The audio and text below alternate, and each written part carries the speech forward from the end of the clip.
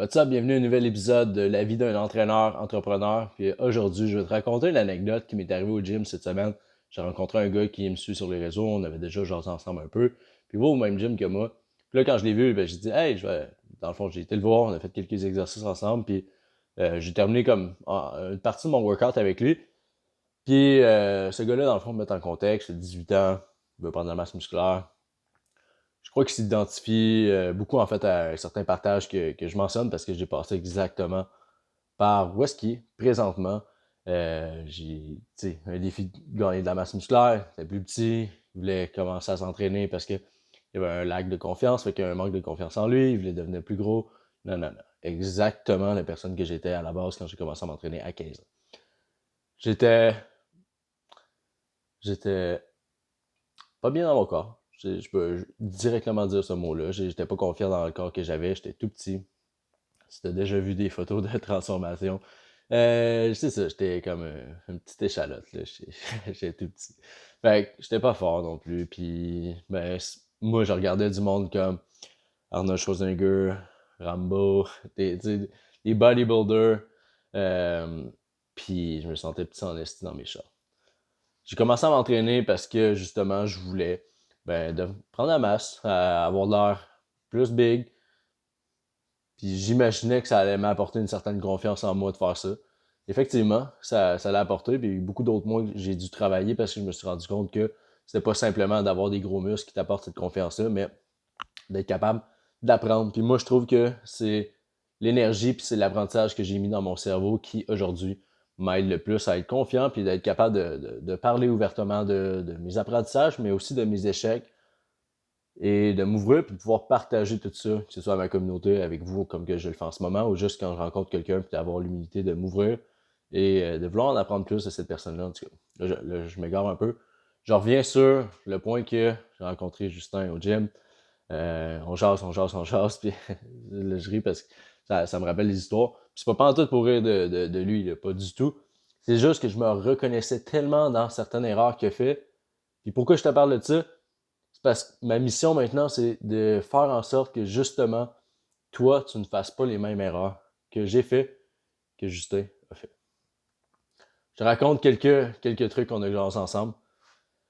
On a parlé de sa prise de masse, puis là, qu'il devait manger plus, nanana, nanana, puis que là, il avait commencé à se faire des smoothies le matin. Un smoothie 3000 calories, OK? Avec des mass gainers, avec des œufs dedans, du blanc d'œuf, plein d'affaires comme ça. Puis là, première chose, je dis, clairement, tu vas avoir de la misère à digérer, tu vas avoir des gaz, tu vas avoir comme tout ce kit-là, des gros ballonnements de ventre. La réponse est oui, oui, oui, oui. Pourquoi je sais ça? C'est que j'ai fait la même erreur. J'ai exactement fait ça. J'ai dépensé des centaines, voire genre des milliers d'argent en suppléments qui, selon moi, à ce moment-là, je pensais qu'elle allait m'aider. Que ce soit un mass gainer, que ce soit de rajouter de la maltodextrine, que ce soit d'acheter un test booster, que ce soit d'acheter le pré-workout le plus fort. Toutes ces choses-là en espérant que ça allait m'aider. Mais sincèrement, en tout cas, je vais épargner les détails, là. Mais tout ça, ça faisait bien plus de bobo à mon ventre qu'autre chose. Puis c'était assez désagrément. C'est le bon mot que je peux utiliser. Un autre truc qu'on jase, on se met à parler un peu de son training, nanana, puis finalement, raconter qu'il avait fait des splits comme genre, mettons, il faisait 5-6 exercices de chest, puis après ça, le lendemain, il faisait 5-6 exercices de dos, nanana, un genre de bro split. Puis je dis pas que c'est pas bon, ça peut être bon dans certaines situations, mais quand tu commences, la fréquence d'entraînement, puis pas la fréquence de t'entraîner 5-6 fois semaine, je te parle de la fréquence d'entraîner chaque muscle 2 voire à 3 fois par semaine. Pour un débutant, c'est quelque chose qui, par expérience, fonctionne très très bien avec les clients que j'ai eus, avec moi-même aussi dans le passé. Quand tu es débutant, tu n'as pas un potentiel de créer énormément on va utiliser, de dommages dans ton muscle, ce qui fait en sorte que tu récupères plus vite, que ton muscle récupère plus vite, puis que tu vas pouvoir par la suite aller le retravailler plus rapidement au gym. Fait que la fréquence d'entraînement, c'est hyper important, surtout quand tu commences à t'entraîner. C'est un facteur qui va t'aider à gagner de la masse musculaire. Puis là, on a parlé de ça, de son alimentation, parlé de son training. Là, vient le temps du fameux sommeil. Souvent, quand tu es jeune, c'est encore plus facile de skipper des nuits ou du moins de faire des nuits qui sont un peu plus courtes pour que ce soit gamer ou faire certaines sorties. Parfois, il y a de l'alcool aussi qui commence avec ça. Fait que plein d'éléments comme ça qui, of course, ne favorisent pas la prise de masse. Fait on jase un peu de ça, puis finalement, ben oui, il se ramasse qu'il y a souvent des nuits qu'il dort pas trop, puis que finalement, ben, il s'est rendu compte que ça nuisait à la prise de masse. Fait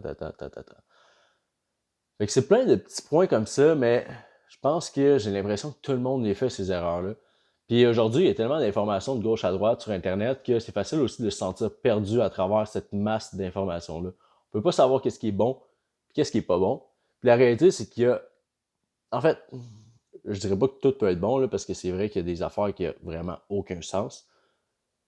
Mais par contre, il y a plusieurs chemins pour se rendre avant. Puis il y a plusieurs chemins qu'on peut prendre pour s'y rendre, justement. Mais c'est la même chose en entraînement. Il y a plusieurs méthodes qu'on peut appliquer pour gagner de la masse musculaire.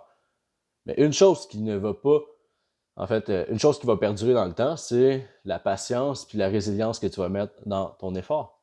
Fait qu'à quel point tu es patient par rapport aux efforts que tu mets, ça va faire une énorme différence parce que la réalité, c'est qu'il n'y a pas de overnight success, encore moins en entraînement.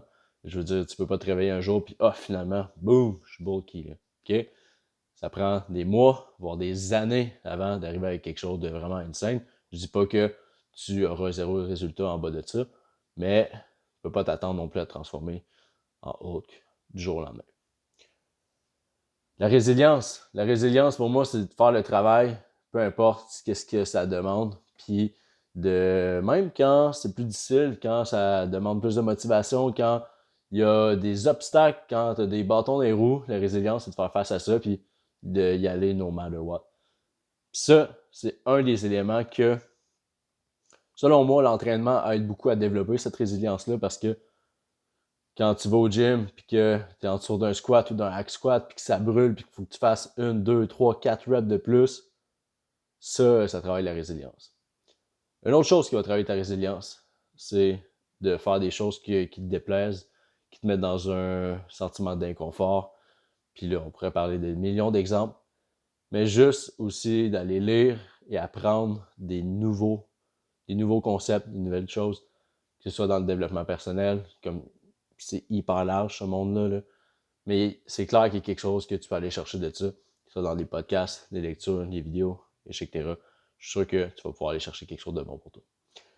Fait on revient au point que ma mission, en fait, c'est simplement d'aider les autres boys à ne pas faire les mêmes erreurs que j'ai fait dans le passé, à te faire sauver du temps aussi parce que je serais sûrement arrivé avec les résultats que j'ai présentement à place d'en prendre 8. Peut-être que ça aurait pris 3 ou 4 ans.